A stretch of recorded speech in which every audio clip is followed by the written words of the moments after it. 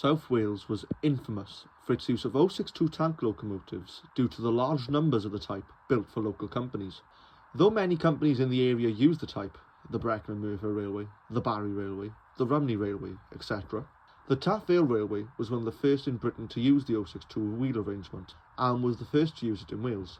Tom Harry Riches, locomotive superintendent of the Taff Vale, needed a locomotive type that balanced power, adhesion and manoeuvrability for the profitable coal industry of South Wales.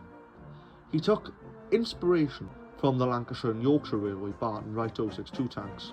Think of it as copying your mate's homework but changing it ever so slightly to not be obvious so as not to get caught. After the frankly huge success of his M and N class 062s, Riches kept up the lineage of Taff Vale tanks with the O-class series. Introduced in 1894 and constructed originally at Kitson and Company of Leeds, the first of the Taff Vale O lineage, the O1, worked on the lucrative coal trades of the Taff and Rhondda valleys. In 1897, the Taff Vale constructed a second batch of O1s in their own Cardiff West Yard workshop. Cardiff West Yard was only accessible through turntables off of the main line that had to be extended for the new 062 tanks, and in some areas, the trailing wheels of the tank engines needed to be removed to move across the site. In this batch built at Cardiff, number 28 was completed and entered service along with the 13 other locomotives of this batch, and lugged coal from the various collieries the Taff Vale served to Cardiff docks for worldwide exports. Though not much else is known about number 28 during its life on the Taff Vale, we do know that after the 1922 absorption into the Great Western, it was renumbered GWR 450 and given standard fittings at Swindon, such as the polished brass safety valve bonnet and copper chimney cap, but still retained most of its original Cardiff West Yard features.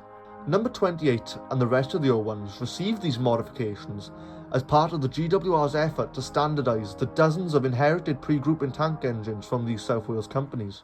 This rebuilding programme proved to be successful.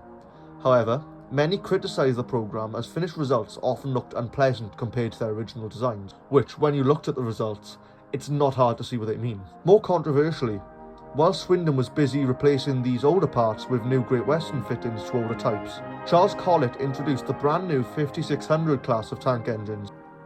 These were specifically intended to replace the aging Welsh tanks, and as a result, many ancient Welsh designs were withdrawn, including the Taff Vale O1s, which were withdrawn from 1925 to 1931. In our case, however, GWR 450 was withdrawn from Cardiff Cottage Shed in 1927. In most cases, this would have been the end for most other locomotives. However, a new lease of life for number 28 came from a very unexpected place. Whilst the British Army was still recovering from World War I 9 years prior, it purchased ex-Taff Vale number 28 for the Woolmer Instructional Military Railway, latterly known as the Longmoor Military Railway. Upon arrival, its original number of 28 was restored, and it was given the name Gordon after the General of Khartoum. It was kept in superb condition, performing more relaxed duties in its years in South Wales.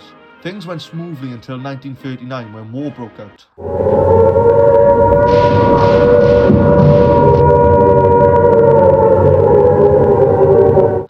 Number 28 was renumbered WD205 and then to WD70205 and played a crucial role alongside the other locomotives at the LMR to train over 70,000 Royal Engineers in all manners of railway engineering. After the war, WD70205 was in a poor condition.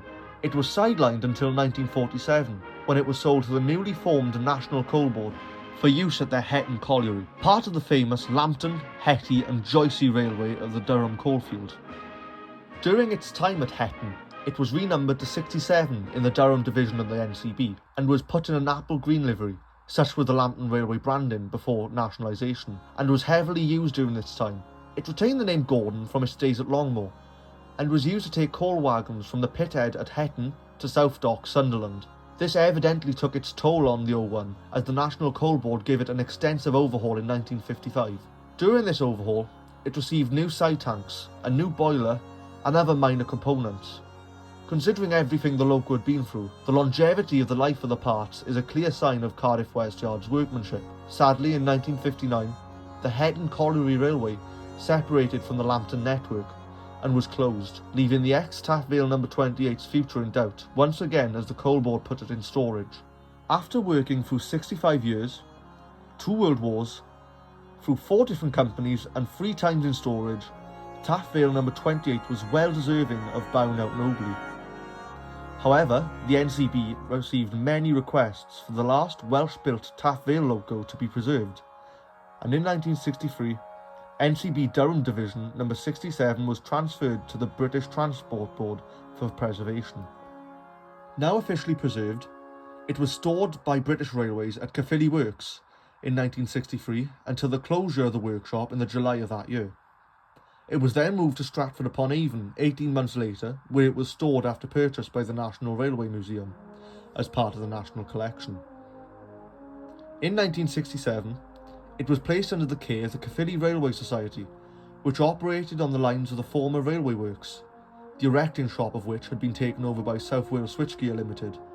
Finally, in 1983, Taff Vale No. 28 was put back in its original lime black livery after 16 years of overhaul and restoration by the Caerphilly Railway Society, and saw operation on the short length of rails at Caerphilly Railway Work. After the Taff Vale 150 celebration, Caerphilly Railway Society had realised they hadn't the funds to restore No. 28 to steam, and it was put in storage once again in Caerphilly Works for the time being. In 1996 alone, the Caerphilly Railway Society was burgled 7 times, and the Society decided to move to the relative safety of the Gwilly Railway in Carmarthenshire. After the Society moved, the National Railway Museum decided to move No. 28 to the Dean Forest Railway. In 1997, the Dean Forest Railway dismantled No. 28 for restoration. However, the attempts were unsuccessful due to the discovery of cracked springs. It was left in this state until 2014, when after 17 years of laying dismantled in Gloucestershire, it returned to Wales when it was moved to the Llangollen Railway for rebuilding and cosmetic restoration. After reconstruction and basic repairs, it was sent to the National Railway Museum's branch in Shildon from October 2014 to October 2015 for display, and then to the Gwilly Railway in Carmarthenshire. Whilst in transport from County Durham to Carmarthenshire, a quick stop was made at Cardiff to bring the loco back to the city. The loco was taken to the redeveloped docklands of Cardiff, particularly to the Coal Exchange, which is a stone's throw away from Cardiff West Yard Workshop. Upon its arrival at the Gwilly, No. 28 was put on display with the Taff Vale coaches by the Gwilly Vintage Carriage Group, who became the custodians of the loco. The Caerphilly Railway Society and Gwilly Vintage Carriage Group united into the Welsh Railway Trust, meaning the O1 was again in the hands of the Caerphilly Railway Society, albeit partially. The loco is now in a semi-dismantled state for restoration. You can help bring this amazing part of Welsh railway heritage back to the scene by donating to the Welsh Railway Trust. The link is in the description.